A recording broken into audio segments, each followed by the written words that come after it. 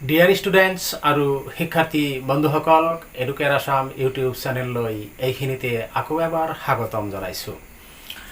মই আজিৰ এই ভিডিঅ'টোত প্ৰেজেণ্ট কণ্টিনিউৱাছ টেন্সৰ চেণ্টেন্সবোৰ আমি কেনেকৈ চিনি পাম আৰু কেনেকৈ আমি সেইবিলাক ট্ৰান্সলেশ্যন কৰিম অসমীয়াৰ পৰা ইংৰাজীলৈ, লগতে আমি প্ৰেজেণ্ট কণ্টিনিউৱাছ টেন্সৰ চেণ্টেন্সবিলাক কেনেকৈ চিনাক্ত কৰিম আৰু পৰীক্ষাত কেনেদৰে আমি সেই চেণ্টেন্সবিলাক কাৰেকশ্যন কৰিম সেই বিষয়ে বিস্তাৰিত আলোচনা কৰিম।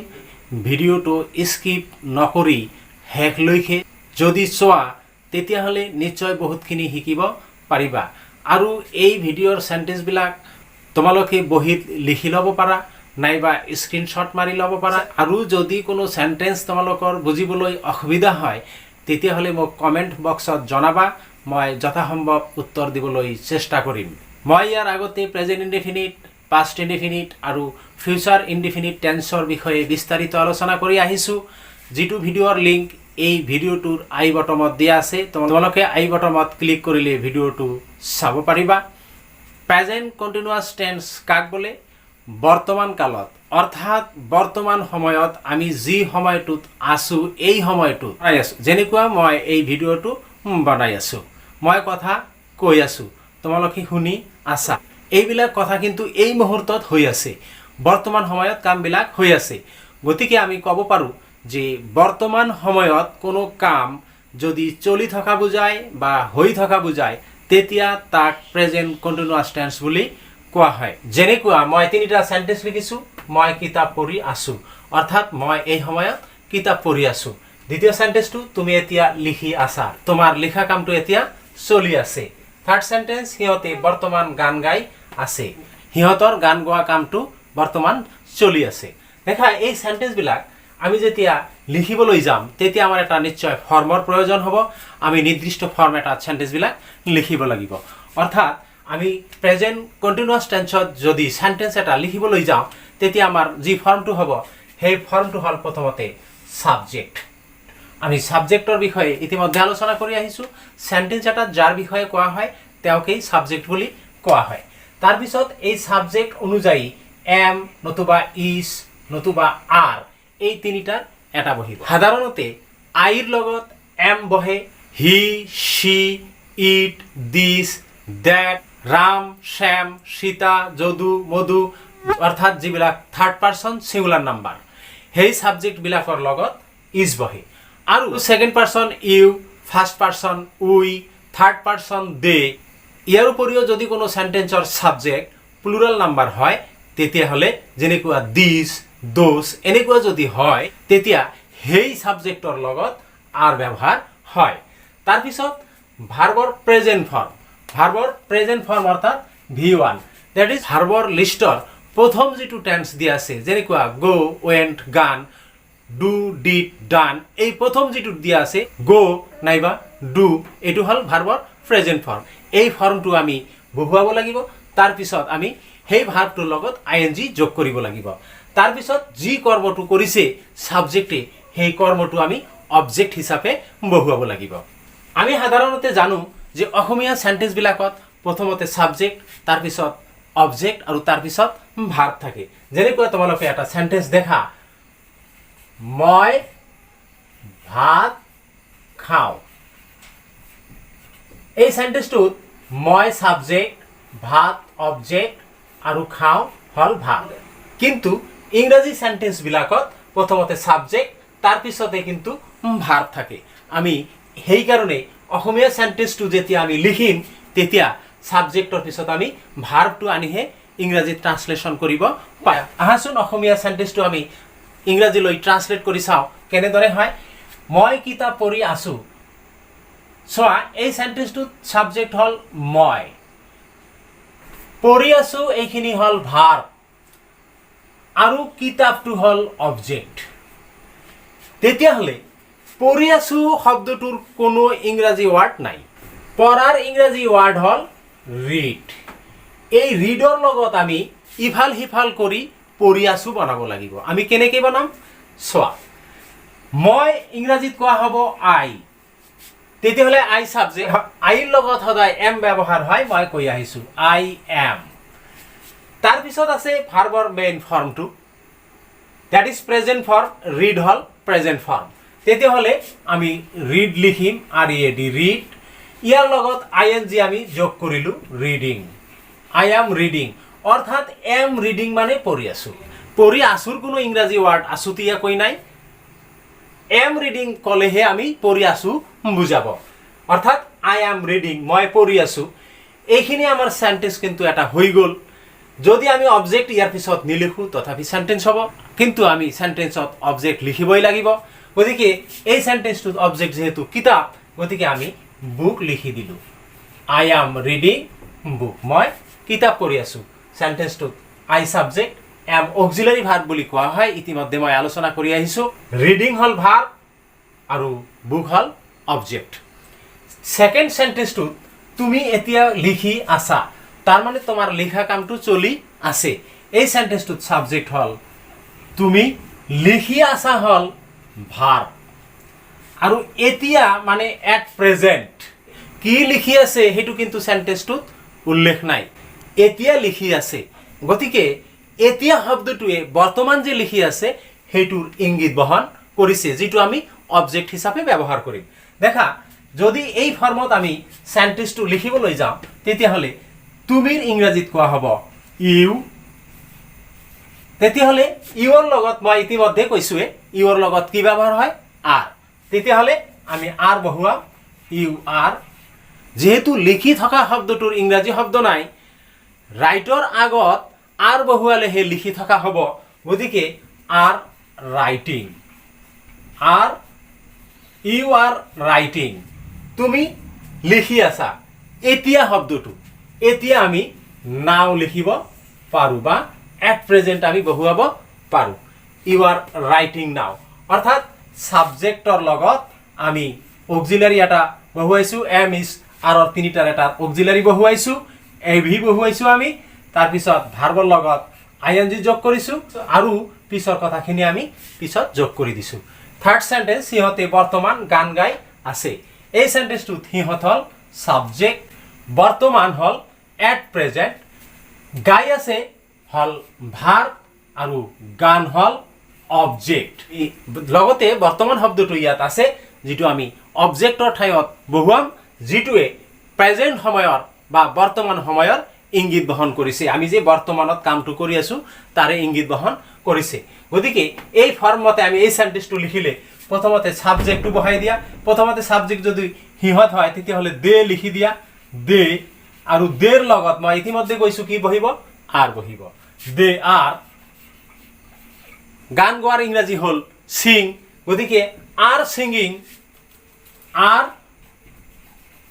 সিঙ্গিং they are singing সিহঁতে গাই আছে songs they are singing song বৰ্তমান at present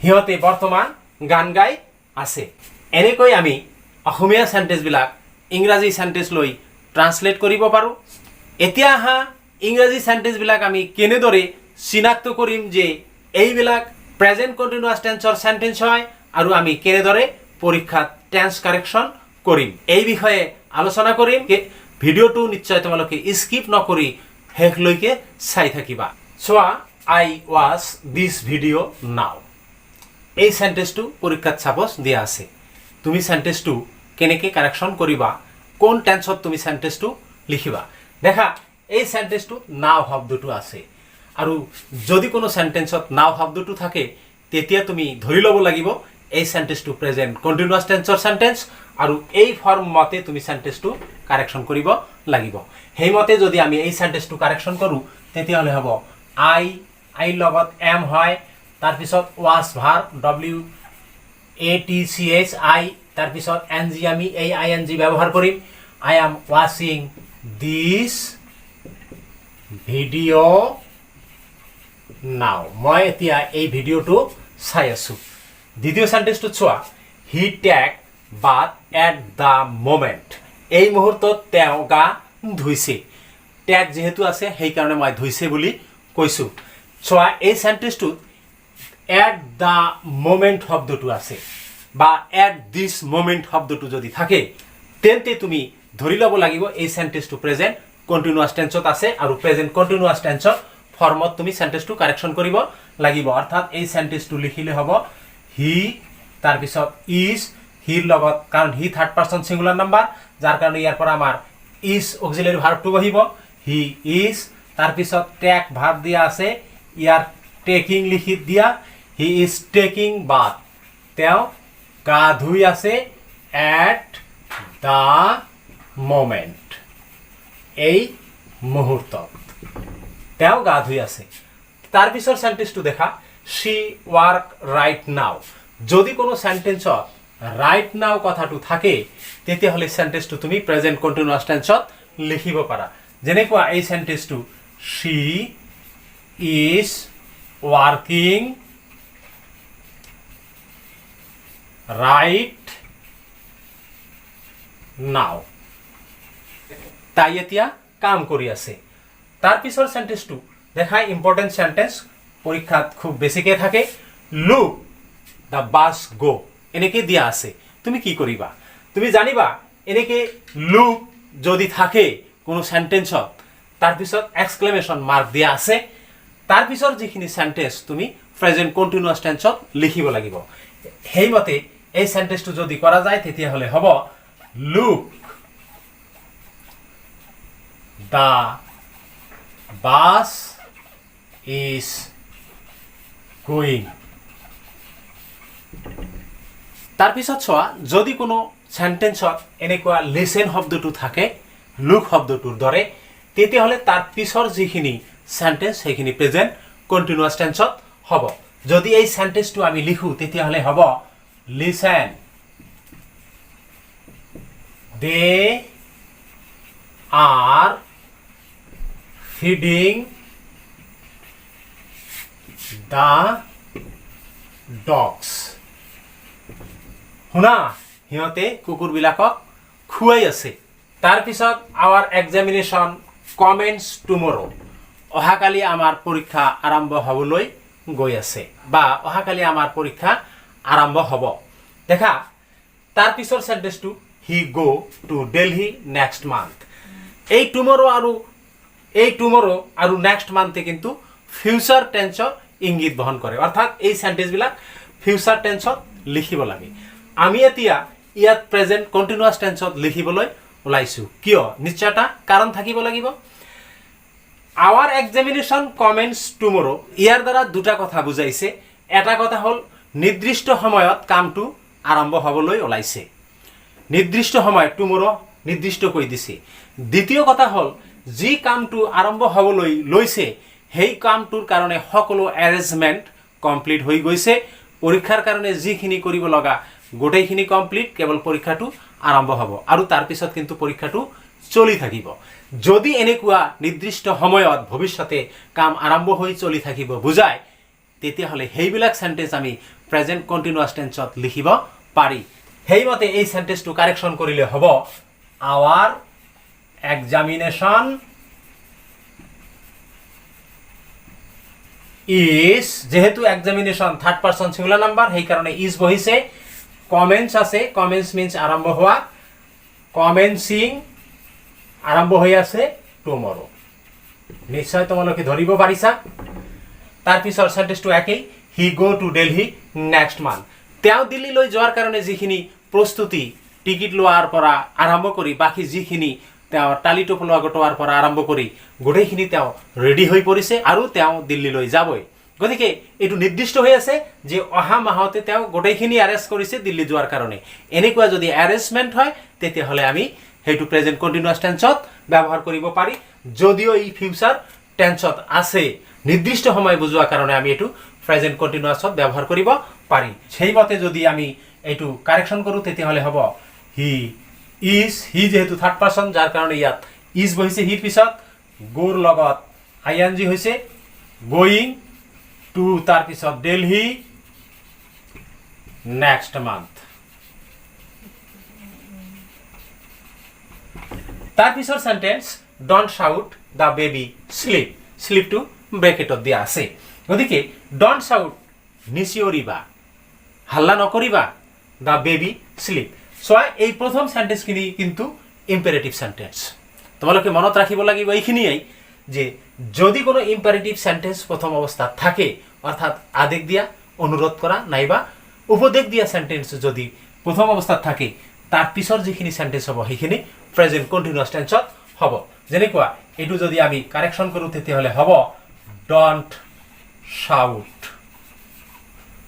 তাৰ পিছত কিন্তু কমা দিব লাগিব the the baby is sleeping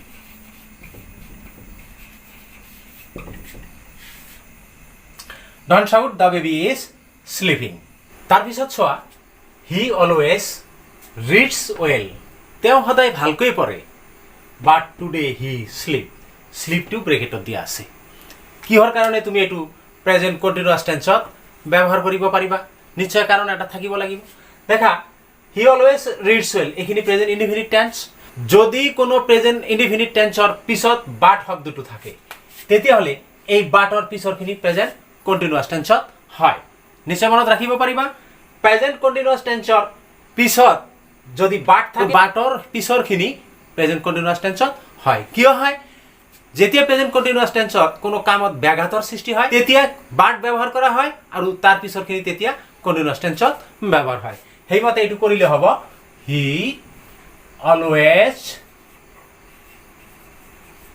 reads well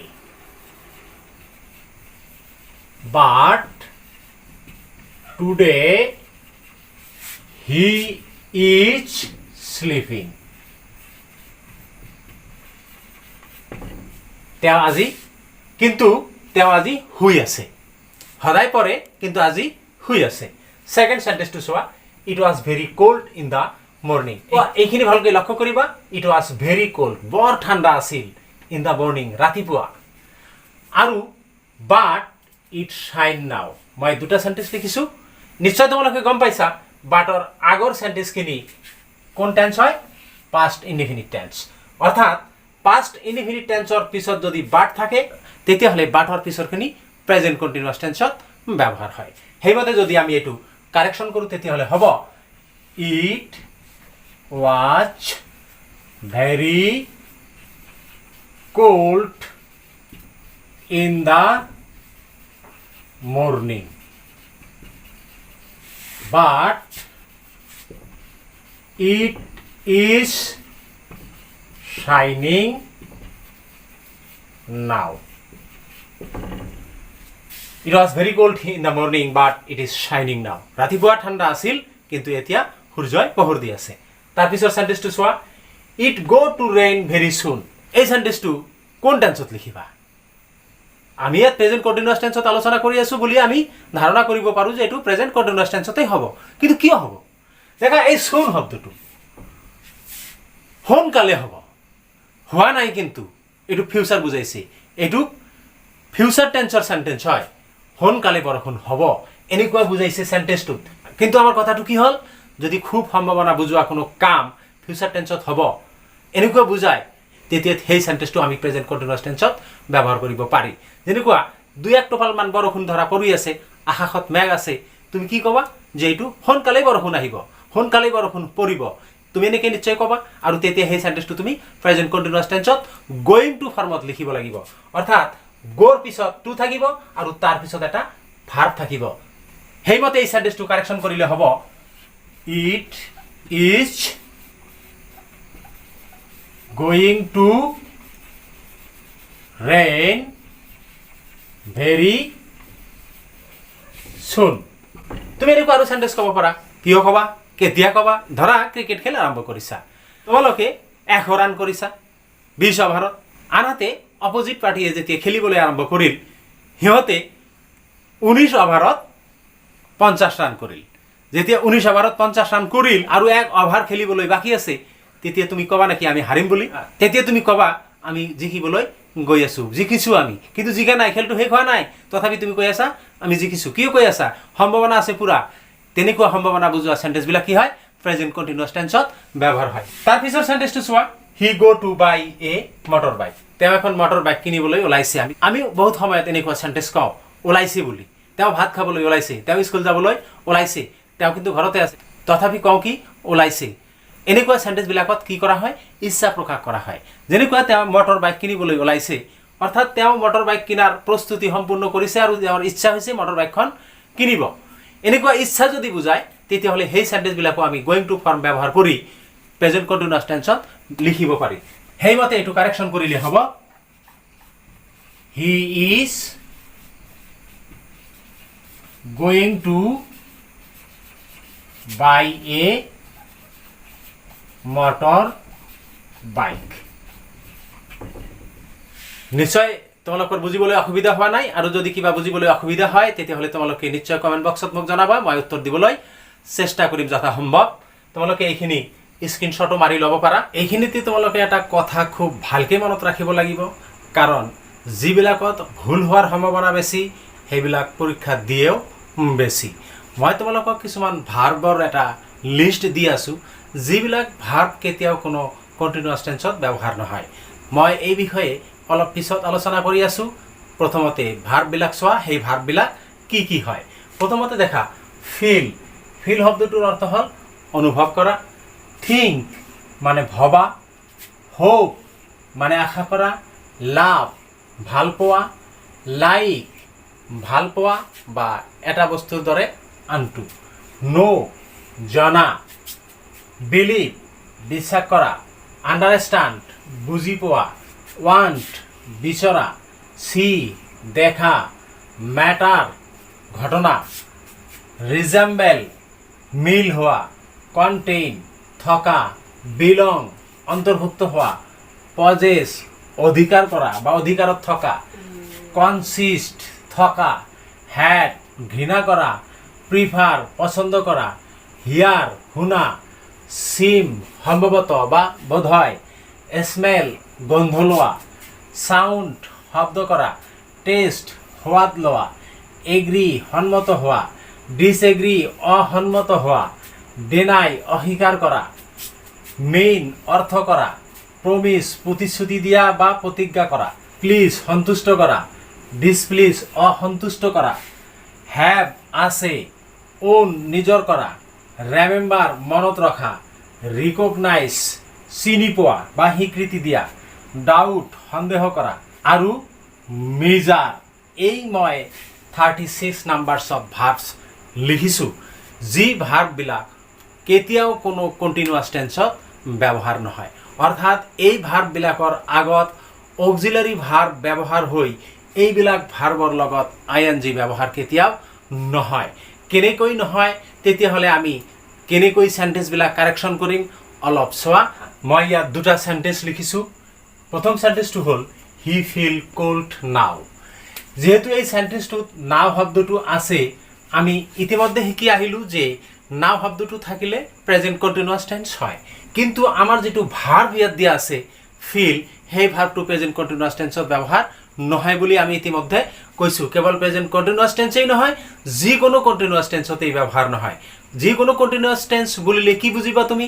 present continuous, present perfect continuous, past continuous, past perfect continuous আৰু ফিউচাৰ কণ্টিনিউয়াছ আৰু ফিউচাৰ পাৰফেক্ট কণ্টিনিউয়াছ।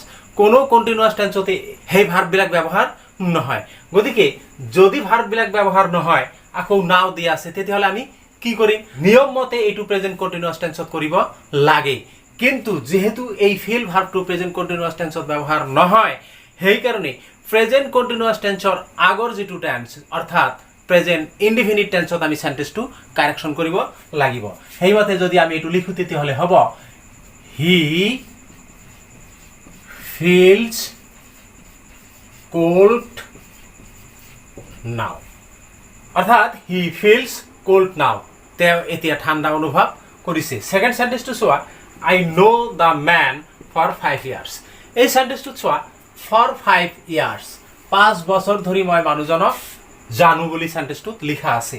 ধৰা ন' ভাৰ্বটো ব্ৰেকেটত দিয়া আছে, তুমি এইটো কাৰেকশ্যন কৰিব লাগে। এতিয়া যেহেতু ফৰ 5 years 5 বছৰ ধৰি কথাটো আছে, গতিকে আমি সেন্টেন্সটো প্ৰেজেন্ট পাৰফেক্ট কণ্টিনিউয়াছ টেন্সত নিয়ম মতে কাৰেকশ্যন কৰিব লাগে। কিন্তু আমি ইতিমধ্যে পাই আহিছোঁ যে ন' ভাৰ্ব কণ্টিনিউয়াছ টেন্সত ব্যৱহাৰ হ'ব নোৱাৰে। গতিকে ইয়াৰ আগৰ যিটো টেন্স অৰ্থাৎ প্ৰেজেণ্ট পাৰফেক্ট টেন্স সেই টেন্সত আমি এই সেন্টেন্সটো লিখিব লাগিব অৰ্থাৎ এইটো লিখিলে হ'ব I have known the man for 5 years